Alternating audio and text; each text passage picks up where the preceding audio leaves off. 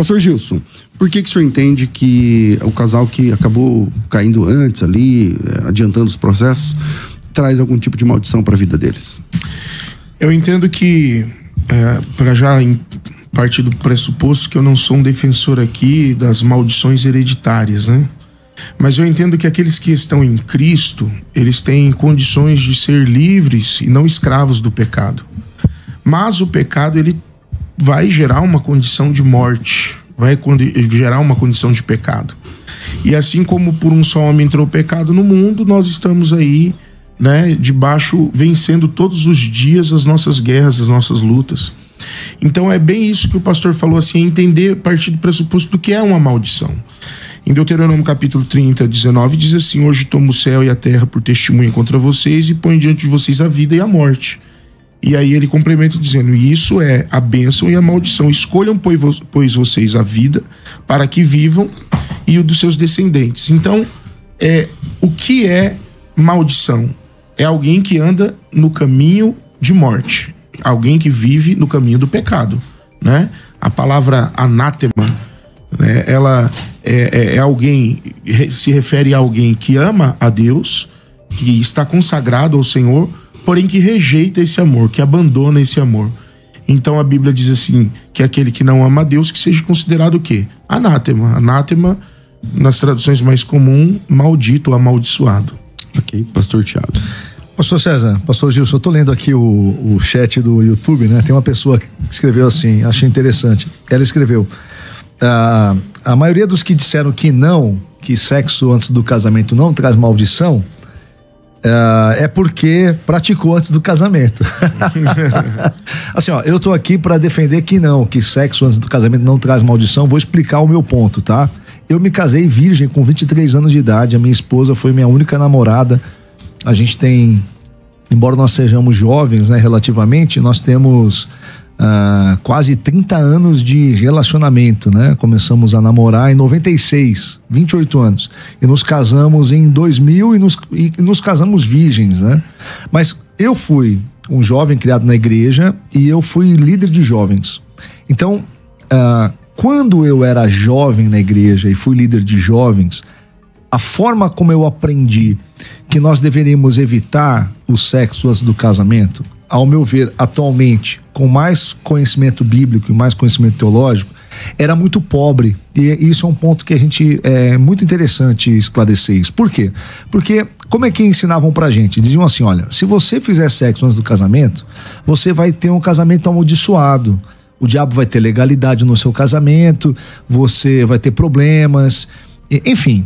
E passando-se os anos, o que nós percebemos, né? Que algumas pessoas conseguiram se casar sem ferir, né? Sem ferir esse ponto, né?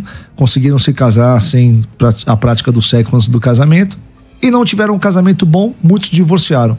Outros se casaram e tiveram uma queda, e o casamento hoje é abençoado e conseguiram ter uma família feliz e estão casados até hoje. Então, é nesse ponto que eu queria colocar a minha colocação, né? Que às vezes nós entendemos maldição de uma forma secular, ou de uma forma que vem de outras crenças, como se maldição fosse uma espécie de encantamento ou alguma espécie de magia que vai atingir aquela pessoa que pecou e que desobedeceu a Deus. E aquela pessoa vai ficar encantada com esta maldição, como se fosse um filme de bruxaria, uma história do Harry Potter, alguma coisa do tipo, né? E não é isso. Maldição, no contexto bíblico, é você ter se afastado de Deus, é você ter escolhido o caminho do pecado e automaticamente se abraçado às suas consequências. Então, é nesse sentido que eu quero dizer que não traz maldição, entende? Okay. Sim. Pastor Gilson. Então, aí nessa situação, essa pessoa, ela entra num estado do quê? De uma pessoa que está cativa. Dentro de um cativeiro, ela sente angústia, ela sente temores, ela sente distância da divindade de Deus, da bondade do Senhor. E aí é uma consequência, um abismo vai puxando o outro, um abismo vai puxando o outro. Por quê? Porque o sexo, ele é para ser desfrutado dentro de um casamento, que é uma aliança, né? uma aliança de um relacionamento físico, mental, emocional, uma aliança que deve ser respeitada dentro desses parâmetros. Quando essa pessoa quebra essa aliança, ela está quebrando esse modelo feito por Deus e a igreja, de uma aliança feita por Deus e a igreja. E é óbvio que as consequências não serão boas. Então, assim, ela pode sair desse estado de cativeiro? Pode, né? Ela vai viver eternamente presa a isso? Não, não vai. Porém, ela precisa entender que isso trouxe consequências ruins e ela precisa externar, ela precisa confessar e depois tratar a culpa, né? Que eu acho que a maior dificuldade não é nem você confessar o pecado e resolver o problema do pecado, mas é você tratar o culpado, porque a culpa fica, a consciência pesada e tudo mais. E você que está ouvindo a gente, manda teu áudio para cá, 984849988. Se você não quiser se identificar, fica à vontade. Só, eu não quero me identificar, a minha situação é X, tá? A minha pergunta é Y. Manda aqui pra gente e, à medida do possível, a gente vai colocando aqui na programação. Tiago.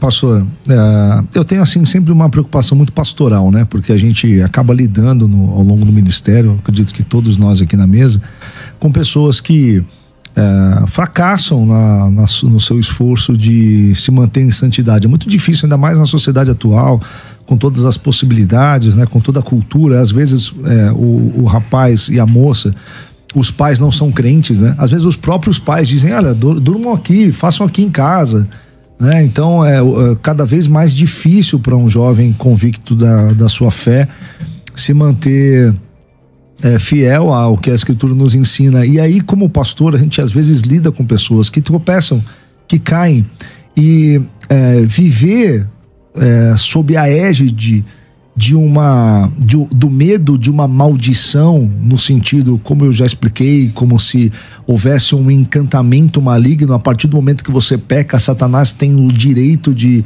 dominar ou governar você por conta daquele pecado pro resto da sua vida. A ideia da legalidade, né? Que Isso, que é uma superstição, né? Essa coisa da legalidade é uma superstição. Então, sim, o sexo antes do casamento é pecado. Todo pecado traz consequências, principalmente na questão do sexo antes do casamento. Qual vai ser a consequência? A consequência é que você feriu a santidade de Deus, você desrespeitou a palavra, provavelmente isso demonstra que você tem dificuldade em refrear os seus instintos, seus desejos. Isso vai trazer uma série de problemas lá na frente, fora as questões de ordem emocional, principalmente quando o relacionamento de repente não vai à frente, né? Vai cada um para um lado e os dois ali já tiveram intimidade. Intimidade é uma coisa que é difícil de voltar atrás, né? Uma vez você tem intimidade com alguém, aquela intimidade está registrada ali no seu consciente, no seu inconsciente. Então, a grande preocupação para mim, né, e por isso que eu achei muito pertinente participar do debate de hoje, é poder dizer para as pessoas, olha, se você pecou, se arrependa, peça perdão a Deus, lave-se no sangue de Jesus, mas não tenha medo de que você está vivendo debaixo de um encantamento. É nesse ponto que eu quero frisar sempre a minha participação. Vou fazer uma pergunta pro pastor Tiago, porque eu acho que pode ser o nosso ponto de conflito, né? Porque se nós temos ideias parecidas, mas estamos aqui... A gente está dizendo a mesma coisa, só que com ênfases diferentes, basicamente. Isso. Então, qual que é a divergência, assim? Porque, por exemplo, já aconteceu, vou te dar um caso prático na nossa igreja.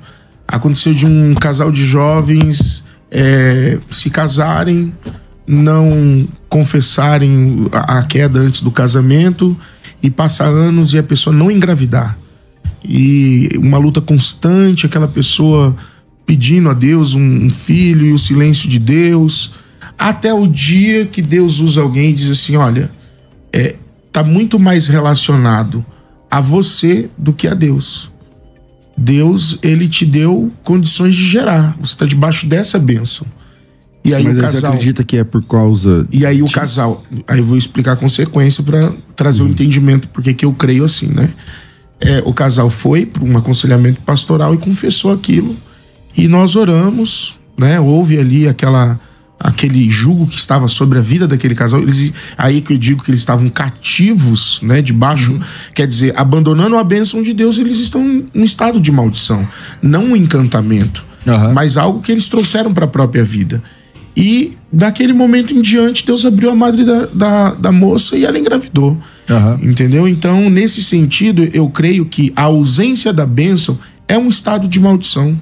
É que a gente não pode pegar um caso desse e fazer disso uma doutrina. E outra coisa, né? Se fosse assim, não teria tanta criança aí que é fruto de gente que fez sexo sem casamento. A questão muito aí, talvez, tenha um relacionamento até com a questão de caráter... semeadura? Não, questão de caráter emocional, né? De psicossomatização da situação. A culpa trouxe provavelmente a essa dificuldade de gerar, né? Muitas coisas que a gente vive como enfermidade são psicossomatizações.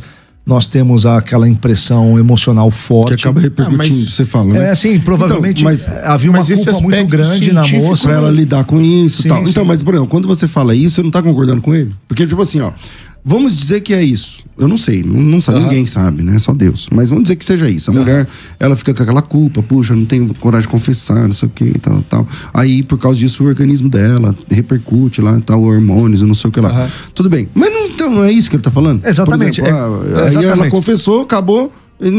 Vou dar um bom exemplo para isso, né? Por exemplo, tem coisas na Bíblia que são chamadas de pragas e de pestes, que tem a ver também com maldições relacionadas a questões espirituais, ok? Então, por exemplo, nós tivemos a pandemia do coronavírus alguns anos atrás. Se aquilo tivesse acontecido em tempos bíblicos, como é que isso estaria relatado na Bíblia? Como uma peste, ou seja, como uma coisa de fundo espiritual. Por quê? Porque não tinha explicação e então entrava tudo no mesmo bojo. É a mesma coisa com relação a maldições. Existem consequências do pecado que são espirituais. Existem consequências do pecado que são práticas. Existem consequências do pecado que são culturais. Existem consequências do pecado que são emocionais. E isso tudo, a Bíblia, como se trata de um texto que foi escrito lá atrás, num contexto específico, ela vai chamar tudo pelo mesmo nome, maldição. Mas, por exemplo, as consequências que Davi sofreu dentro da sua casa por ter tido um momento de adultério na sua vida e a sua casa ter colhido tudo isso. Foi espiritual ou não foi espiritual? Tudo é espiritual. Tudo é espiritual. Tudo que envolve... veja só, você tem um ambiente, no caso do Davi, você tem uma família completamente desestruturada, você tinha ali um irmão violentando outra irmã, você tem um filho rebelde, você tem toda uma gama de questões que estão presentes em todas as nossas famílias. Não foi um espírito que foi lá e fez a coisa acontecer. Tem influência maligna espiritual? Tem. Mas é uma somatória de coisas. É como a nossa casa, a nossa família. Se você, por exemplo, não trabalha, não varre a sua casa, não cuida dos seus filhos, não adianta você passar o dia na igreja orando, porque a sua família vai se degradar porque você não está fazendo o que você tem que fazer. É uma somatória de coisas. Quando nós pegamos algo desse tipo e colocamos apenas uma perspectiva espiritual ou religiosa, não olhamos a coisa toda, o cenário completo, nós vamos ser injustos. Vou te dar um exemplo. Quando você tem um casal de namorados ou dois jovenzinhos ali na igreja que caem em fornicação, caem em pecado sexual, certo? Hoje talvez isso não seja tão comum, mas no passado eles eram obrigados a casar. A própria igreja às vezes forçava o casamento, mesmo que não tivesse uma gravidez envolvida. Ou seja, muitas vezes consertava-se um problema arrumando outros. Entende? Então, entender a questão de forma que questões complexas precisam ser entendidas de maneira complexa. Quando a gente resolve uma coisa complexa de forma simplista, a gente acaba tornando a coisa legalista, e o legalismo ele não enxerga todas as perspectivas, né? Pastor Gilson. Tiago diz assim, da mesma boca que procede a bênção, também procede a maldição. Em Gênesis 12 diz que aqueles que te abençoarem, eu abençoarei, e aqueles que te amaldiçoarem, eu amaldiçoarei. Então, eu não consigo entender que não exista uma questão de maldição espiritual sobre alguém que está em estado de desobediência, entendeu?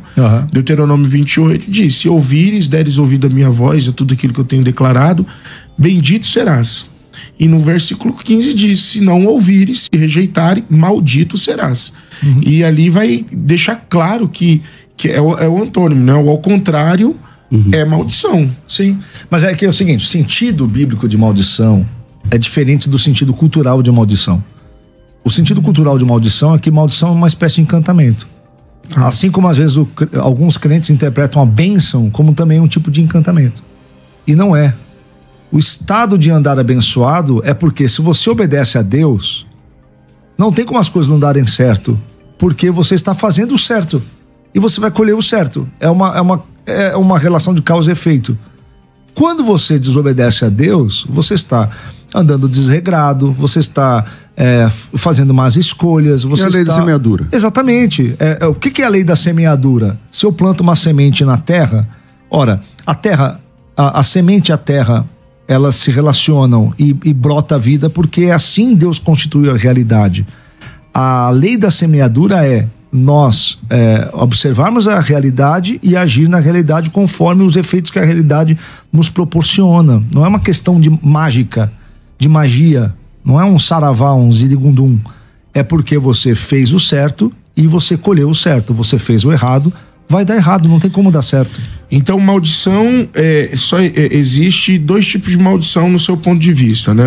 Uma crença popular e a maldição bíblica. Exatamente. Por exemplo, um casal que tem vários relacionamentos anterior ao casamento e se casa e ali ele tem uma crise de opção, né? Já me deitei com outras pessoas, não tô feliz com a pessoa que eu estou agora. Você acha que essa pessoa não pode encontrar felicidade dentro desse casamento porque ela conhece um outro lado da história? Ou você acha que isso pode ser quebrado espiritualmente? Isso pode ser quebrado em todos os aspectos. Ele vai ser quebrado espiritualmente quando a pessoa fizer uma confissão disso, reconhecer que está errado, pedir para Deus um novo coração. Ela vai precisar fazer um esforço psicológico, emocional para lidar com essas questões, né? E ela vai precisar também ter ali um esforço físico, tomar cuidado, não dar espaço para o diabo no sentido dela ter atitudes corretas, por exemplo, não dar carona para o colega de trabalho num horário ruim, e não vai poder, tem que evitar criar oportunidades, tudo que uma pessoa faz normalmente. A gente não resolve as coisas, não são tão simples assim. Seria muito bom se a gente pudesse resolver tudo com... Então nós dois estamos certos aqui. Exatamente. Mas assim, vamos lá, especialmente pro Thiago agora. Parece que, com base na sua fala, se me corrija se eu estiver errado, você não é a favor dessa questão mística, né? Se eu fiz, então agora tem alguma coisa em mim, né? E tal.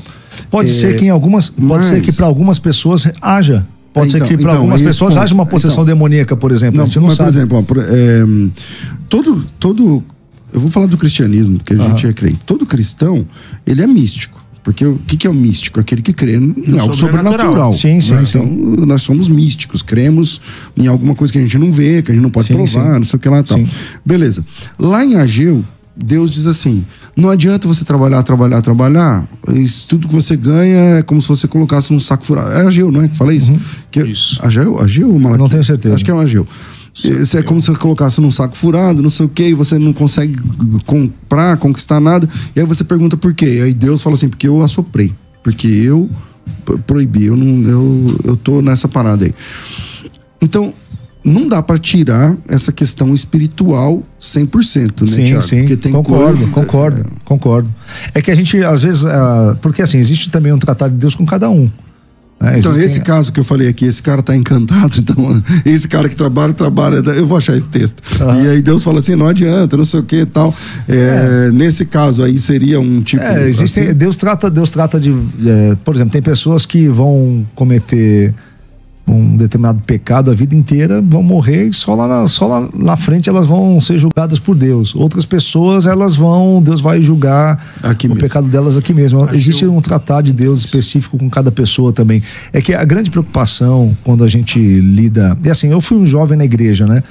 E quando eu era jovem na igreja, eu lembro que lá na igreja tinha uma irmã que tinha habilidades proféticas, né? Então os jovens, eles se sentiam intimidados assim a aprontar, porque Deus ia mostrar pra irmã no dia seguinte. Você tinha um medinho, né? Fala aí. Ah, eu tinha. Então... vai que... vai que Deus revela pra ela, né? Então a gente tinha essa coisa na igreja e eu lembro que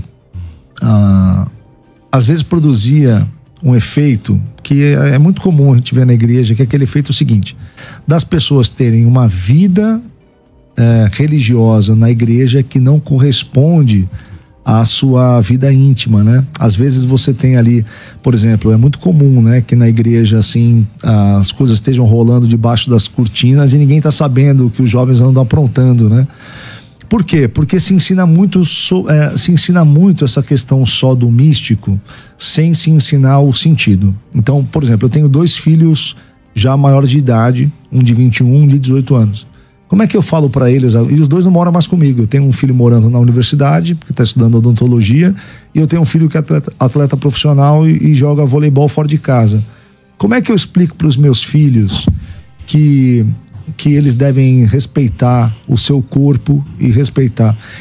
Se eu for para esse lado do, olha, se você fizer, você vai ser amaldiçoado, não vai funcionar. Para os meus filhos não vai funcionar. O que eu explico para eles? Eu digo, olha assim, olha, Deus é o nosso Criador e nós somos feitos à imagem de Deus. Quando você se apropria do corpo de uma garota sem a intenção de ter um compromisso com ela, de ter uma aliança com ela, de guardar ela, cuidar, prover, proteger, amar, respeitar, pro resto da sua vida, você está pegando uma pessoa que foi feita à imagem de Deus e você está violando isso. Então você está pecando porque você peca contra a imagem de Deus. Esse é o sentido do pecado sexual. Eles entendem melhor e se guardam porque entenderam e não porque tem medo.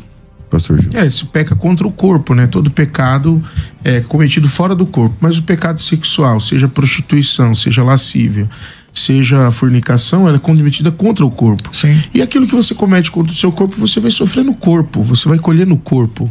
Então, assim, o corpo abrange tanto o físico, quanto a mente, quanto a alma.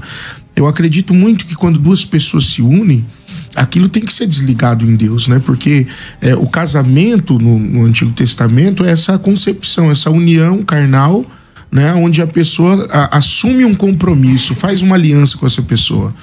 E assim como o divórcio, eu entendo que é uma cláusula protetiva contra o repúdio, eu também entendo que essa quebra de aliança é como se fosse um divórcio que tem que ser feito diante de Deus.